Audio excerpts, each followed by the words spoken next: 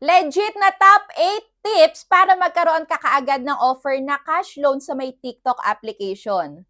Yes, tama nga yung narinig mo dahil nagtanong na ako mismo agad sa may TikTok application sa help center nila kung ano nga ba dapat yung mga gawin natin para mas mapabilis tayong ma-offera ng cash loan nila. Dahil alam naman natin na ito bago pa lang, and mas maganda nga alam na natin kung ano ba yung mga dapat natin gawin at iwasan para mas mapabilis nga tayong ma-offeran. And kahapon nga pala nag-upload ako ng video about dito sa may kung paano mag-loan sa may TikTok cash loan nga, kung ano yung mga sinagutan ko dyan, ilang percent ang interest, at iba pang details na kailangan mong malaman. So panoorin mo lang yan kung ano yung step by step. At dito nga sa video na to, isi-share ko sa inyo yung top 8 na tips. Kaya panoorin mo yung video na to hanggang dulo para ma-offeran ka na din agad. So kung bago ka pa lang dito sa aking YouTube channel, huwag mo kalimutan mag-subscribe and pindutin mo na din yung notification bell para lagi kang maging updated sa mga next uploads ko. At pagka lagi ka nga dyang unang mag-comment na related dito sa may ina-upload natin, ay makakatanggap ka nga ng 50 na GCash pang load at every Sunday ko yan sa inyo isi-send.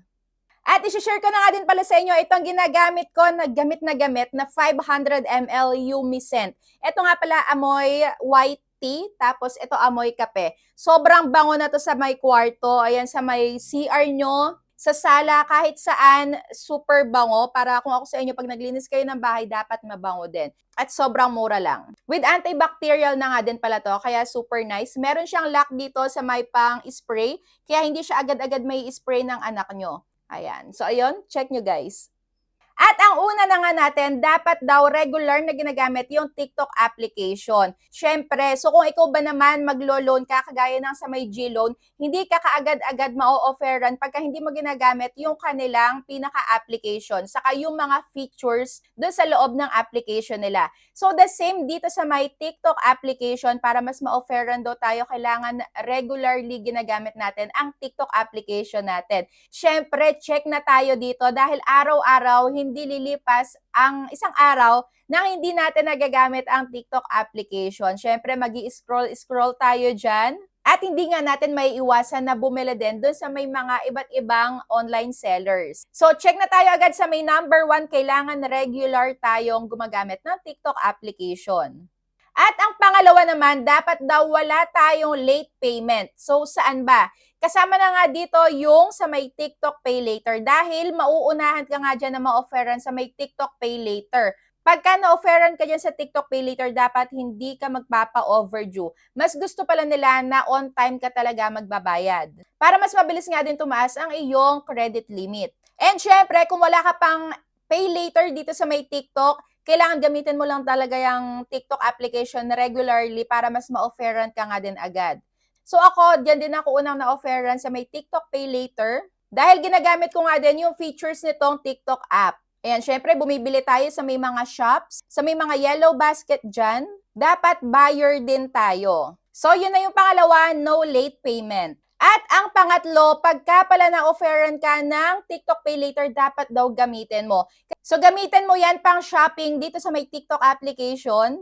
At huwag ka nga ding magpapa-overdue para mas maboost nga yung iyong credit standing. So nakikita nila yan, nadedetect nila yan kung ikaw ba ay madalas kang ma-overdue. So kung sa TikTok Pay Later, hindi ka na agad nila maaasahan, may possibility na hindi ka nga nila agad ma-offeran dyan sa may cash loan. So yun yung pangatlo, kailangan gamitin nyo yung inyong Pay Later na credit. Dahil mas okay nga yun, mas mabilis kayong ma-offeran ng cash loan. Parang ano din siya, S-Pay Later. So kung gagamitin mo yung S-Pay Later lagi, mas mabilis kang ma-offeran sa may S-Loan. O diba? Kaya proven and tested, gamitin nyo yung inyong Pay Later. Pero dapat yung mahalaga lang yung bibilhin nyo. Dahil kung pangluho lang naman yan, wag na lang. Dahil dapat uutang tayo dun sa may mga mahahalaga natin na paggagamitan. Yan, dapat mahalaga lang talaga. At ang pang-apat, so ayan, dapat daw pala ina-update nyo lagi yung inyong TikTok application. So punta kayo dyan sa may Play Store or sa may App Store and dapat updated ang inyong application. So kung hindi nyo yan ina-update, hindi kayo nag-update, pumunta na kayo agad sa may Play Store or App Store at i-update nyo na. Syempre, para mas ma-refresh nga yung inyong application at mas maging updated. Kung ano man yung mga bago nila na features. So, dapat laging updated. Kasi baka malay nyo, meron na pala kayong offer, hindi nyo na nalalaman. So, i-update nyo lagi. At ang panglima, dapat ay fully verified ka na user with valid ID. Dahil yan nga din yung gagamitin sa may pay later, sa may cash loan, pagka nga na-offeran ka na. So ako, dito sa may cash loan, wala na akong in-upload na ID, wala na akong pinicturan. Dahil dito nga sa may TikTok Pay Later, yung ID na ginamit ko doon is automatic na nag-reflect doon sa may cash loan ko. Saka yung mga personal information ko na inilagay doon sa TikTok Pay Later is napunta din dito sa may cash loan ko. So automatic na siya. Kaya dapat yung mga ilalagay nyo dyan na information ay legit at walang halong pandaraya or panloloko. At ang pang-anim nga, so ito kasing TikTok Cash Loan is hindi siya standalone application na ma-search nyo sa my Play Store or sa Google na pag tinype nyo yung TikTok Cash Loan, hindi siya lalabas dahil makikita nga siya sa may loob ng TikTok application nyo. So, punta lang kayo dyan sa my Your Orders, sa pinaka-account nyo. Punta kayo sa Your Orders, tapos click nyo dyan yung Pay Later. Sa baba, makikita nyo nga yung cash loan. So, yung mga third-party lenders ngayon nagpapautang sa atin dito gamit nga yung cash loan feature ng TikTok. At yun na nga yung GoTime Bank. Ayan, meron din ako nakitang WeFund kasi yun pala yung lender ko, yung WeFund. Sila yung nagpautang sa akin. Doon sa mga third party nila, make sure lang daw na meron kang good credit standing sa kanila. Para mag-reflect nga din dito sa may TikTok Cash Loan, pagka nakita nila yung pangalan nyo, yung details nyo, ayan, makikita nila yung good credit standing nyo. So, ayan, possible na ma-offeran ka nga talaga agad. And hindi natin alam, baka mas mataas pa sa may 5,000. At ang pang-6 nga, kailangan daw ma-maintain nyo yung good credit standing if ever na meron kayong loan dito sa may mga third-party lenders nila. Dito kasi, hindi siya standalone application na pagka sinerch mo yung TikTok Cash Loan sa Play Store or sa may App Store, ay lalabas dyan yon. So, hindi po. Makikita itong cash loan sa TikTok application sa loob. So, kung okay kayo dyan, may possibility talaga na mas ma-boost nga yung internal credit standing mo dito sa may TikTok cash loan. At ang pang-7, dapat yung profile picture na gamit-gamit mo is ikaw talaga yan para mas makita nga nila at mas ma-offeran ka kagad na talagang totoong tao ka. Hindi yung gawa-gawa ka lang. Ayan, fake yung bio mo, tapos fake din yung profile picture mo, hindi ikaw yan, yung gamit lang ng AI or ibang picture, yung alaga mong hayop. So, wag, dapat yung ikaw talaga. So, ayun, pang-7, dapat ikaw talaga yung nasa profile picture mo at okay yung bio mo. Dapat meron dyan something na nakalagay related sa'yo. At ang pang-last na mahalaga din, syempre, so dapat dito sa may account natin, meron din tayong post. Hindi kailangan ng super viral.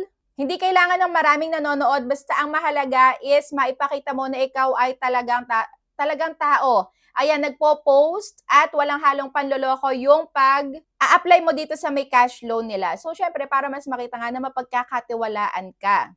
So, yun na nga ang ating top 8 na legit tips para mas mapabilis nga na ma-offeran ka ng cash loan. So, kung ako sa inyo, ilagay nyo na to sa may listahan nyo na talagang maaasahan na utangan online dahil etong cash loan na to, matagal ko na tong gustong gawa ng video last year pa, pero hindi nga ako na-offeran. So, ayan, ginawa ko lang yung mga tips na to hanggang sa na-offeran na nga agad ako ng 5,000 pesos. So, ayun, hindi ko kayo ina-encourage dito na mag-loan, basta if ever lang na mangailangan kayo in the future, pwede nyo tong gawing option dahil ito ay legit nga. At hindi kayo talagang tatagain sa may pagbabayad na 7 days lang. So ito, installment up to 6 months and pwede ka makapag-loan ng up to 50,000 pesos. So hindi na kailangan kasi ng proof of income, certificate of employment, hindi na. Kaya sobrang dali lang ng process. Ayan, kung na-try nyo na to, comment down below. At kung ano yung na-experience nyo dyan, positive or negative, comment down below na rin para maging aware nga din yung lahat. So, ayun lang. Thank you for watching and see you on my next vlog. Bye!